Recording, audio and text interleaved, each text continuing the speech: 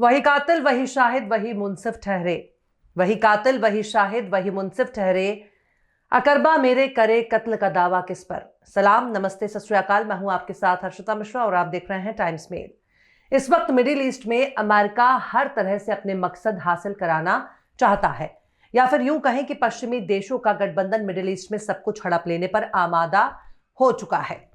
चूंकि पश्चिमी देश खुद की सेना के जरिए सीरिया में कब्जा नहीं कर सकते, इसलिए सीरिया पर कब्जा करने के लिए पश्चिमी देशों ने अपने अपने प्रॉक्सी संगठन के जरिए सीरिया पर कब्जे की कोशिश कर रहे हैं।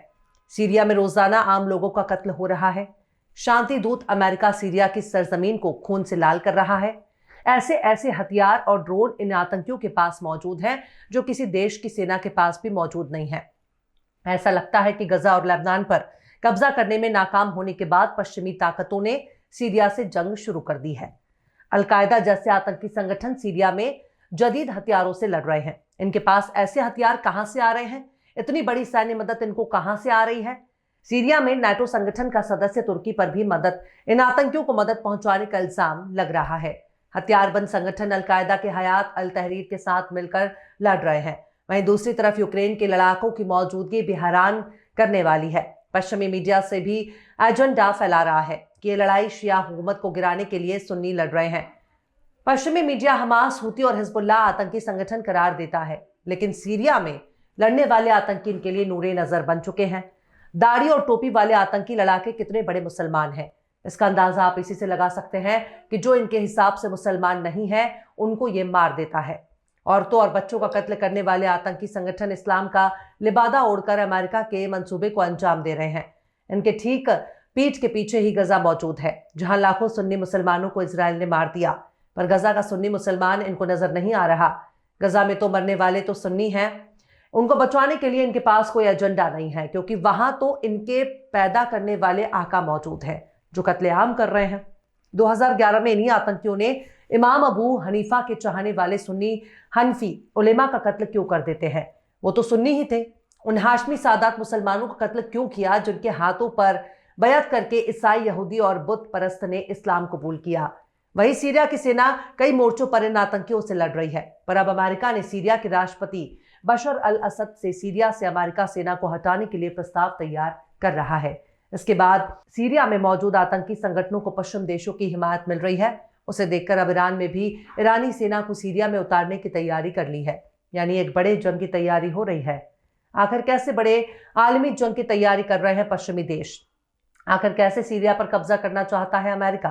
आखिर कैसे शिया सुन्नी के बहाने मुसलमानों का कत्ल करना चाहते हैं पश्चिमी देश? बताएंगे आपको और भी बहुत कुछ, लेकिन आप टाइम्स मेल के तमाम दर्शकों को सूचित किया जाता है कि अब टाइम्स मेल के ज्यादातर वीडियो हमारे दूसरे चैनल पर आएंगे। हमारे नए चैनल का नाम है टाइम्स रिपोर्टर। टाइम्स मेल की स्पेलिंग आपकी स्क्रीन पर नजर आ रही है।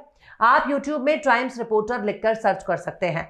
डिस्क्रिप्शन बॉक्स में लिंक भी दिया गया है और आपकी सुविधा के लिए आई बटन पर लिंक मौजूद है। आई बटन पर क्लिक करके आप चैनल को जल्द से जल्द सब्सक्राइब कर लें और बेल आइकन के ऑल के ऑप्शन वाला नोटिफिकेशन बटन भी प्रेस कर दें, ताकि आपको नए वीडियो की जानकारी मिलती रहे।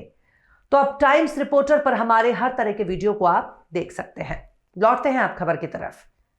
सीरिया में संयुक्त राष्ट्र शरणार्थी उच्चायुक्त के प्रतिनिधि गोंजालो वर्गास लोसा का कहना है कि अलेप्पो और दूसरी कई जगहों पर हिंसा की वजह से आम लोगों को अब इतने मजबूर हो चुके हैं कि उन्हें पलायन करना पड़ रहा है। पलायन करने वाले सीरियाई लोगों की तादाद में काफी इजाफा देखा जा रहा है। महज एक हफ्ते से भी कम वक्त में 1.5 लाख से ज्यादा लोग पलायन करने के लिए मजबूर है। लोसा सोशल मीडिया पर लिखा कि यह तादाद और भी बढ़ने की उम्मीद है और हमारे साथी और हम उन्हें जो कम्बल, गद्दे और पानी दे रहे हैं उससे उनकी तकलीफ कुछ देर के लिए कम हो सकती है, लेकिन ये उतना नहीं है इनसे उनकी जरूरतों को पूरा किया जा सके। आयुक्त ने कहा कि इन्हें तुरंत शेल्टर और बुनियादी सहूलियत के साथ साथ रोजी रोटी को पूरा करने की जरूरत है। वहीं हयात तहरीर अल शाम, HTS और तुर्की के समर्थन वाली सीरियन नेशनल आर्मी समेत कई हथियारबंद ग्रुप्स को विदेशी ताकतें हासिल होने का दावा किया जा रहा है। इसमें यूक्रेन और तुर्की की हिमायत होने के दावे भी किए जा रहे हैं। खासतौर से यूक्रेन पर HTS के आतंकियों को FPV ड्रोन और दूसरे विस्फोटक ड्रोन मुहैया कराने के साथ साथ इनका इस्तेमाल करने वाले सशस्त्र लोग भेजने के इल्जाम लग रहे हैं। यानी पूरी तरह से साजो सामान और खतरनाक असलहे इन आतंकियों के पास मौजूद हैं। सीरिया के उत्तर पश्चिमी अलेप्पो में मौजूद नुबुल और अल जहरा के निवासी कई दिनों से भूख और दवा की कमी से जूझ रहे हैं, क्योंकि आतंकियों के ग्रुप्स ने अलेप्पो के दक्षिण पश्चिमी शहर अल सफीरा में लोगों को बंधक बना लिया।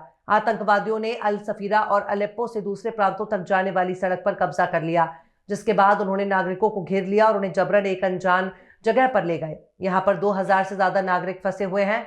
गौर करने वाली बात यह है कि जब से आतंकियों ने सीरिया में टेली कम्युनिकेशन टावरों को तबाह किया है, तब से ही अलेप्पो और उसके आसपास के गांव में कम्युनिकेशन ठप है। अमेरिका ने सीरिया राष्ट्रपति बशर अल असद से कहा कि वो ईरानी हथियार सप्लाई लाइनों को बंद करने के बदले में पूर्वोत्तर सीरिया से अमेरिकी सैनिकों को वापस बुलाने और प्रतिबंधों को कम करने के लिए तैयार है। बुधवार के रोज न्यूयॉर्क टाइम्स ने अपनी रिपोर्ट में बताया कि अमेरिका असद को यह प्रस्ताव देने के लिए इजराइल और संयुक्त अरब अमीरात के साथ मिलकर काम कर रहा है, यानी बशर अल असद की हुकूमत गिराकर सीरिया पर कब्जा करना अमेरिका का असल मकसद है और बशर अल असद पर शर्त थोपकर ईरान की सप्लाई लाइन को खत्म करना चाहता है, ताकि एक ही तीर से दो शिकार किया जा सके। वहीं दूसरी तरफ ईरान भी बशर अल असद के इशारे का इंतजार कर रहा है ताकि वो अपनी सेना सीरिया की सरजमीन पर भेज सके। मिडिल ईस्ट मॉनिटर ने बताया कि ईरान के विदेश मंत्री अब्बास अरागची ने अल अरबी अल जदीद को बताया कि अगर सीरिया से मदद मांगता है तो तेहरान सीरिया में सेना भेजने पर गौर करेगा। उन्होंने चेतावनी दी कि सीरिया में आतंकवादी संगठनों के प्रसार से ईरान से ज्यादा सीरिया के पड़ोसी देशों को नुकसान हो सकता है। उन्होंने इराक, जॉर्डन और तुर्की जैसे देशों का नाम लिया जो सीरिया के अंदर की घटनाओं से दूसरों की तुलना में ज्यादा तेजी से प्रभावित होते हैं, और अगर उनमें आतंकवाद फैलता है तो इन तीनों देशों को सीरिया के साथ अपनी लंबी सीमाओं की वजह से खतरा होगा। वहीं सीरिया में होने वाले फसाद में किस कदर इजराइल और अमेरिका का हाथ है, इसका सबसे ताज़ा मिसाइल इजराइल के बयान से सामने आ रहा है। स्काई न्यूज अरेबिया से बात करते हुए इजरायली सेना के प्रवक्ता रियर एडमिरल डैनियल हगारी ने कहा कि इजरायली सेना सीरिया में हो रही घटनाओं पर बारीकी से नजर रख रहा है और उसने देखा है कि तेहरान असद के शासन को मजबूत करने के लिए सेना भेज रहा है। हगारी ने कहा कि सीरिया और सीरियाई लोगों का है और सीरिया में जो कुछ हो रहा है वो सीरिया से ताल्लुक है, ना कि इजराइल से। लेकिन आईडीएफ ये सुनिश्चित करेगा कि ईरान, लेबनान और हिजबुल्लाह को हथियारों की तस्करी ना कर सके। खैर, इतना तो साफ हो चुका है कि शिया और सुन्नी के बहाने पूरे मिडिल ईस्ट पर कब्जा करना चाहता है, पर मुसलमान कहीं ना कहीं इस चाल को समझ रहा है कि ये मुसलमानों के हाथ से उनकी सरजमीन पर कब्जा करना चाहते हैं, चाहे कितना ही खून क्यों ना बह जाए।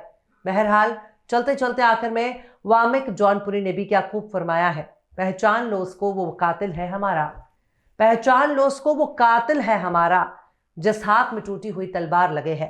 फिलहाल इस खबर में बस इतना ही। इस खबर को आप हमारे साथी शम्स तबरेज की कलम से सुन रहे थे।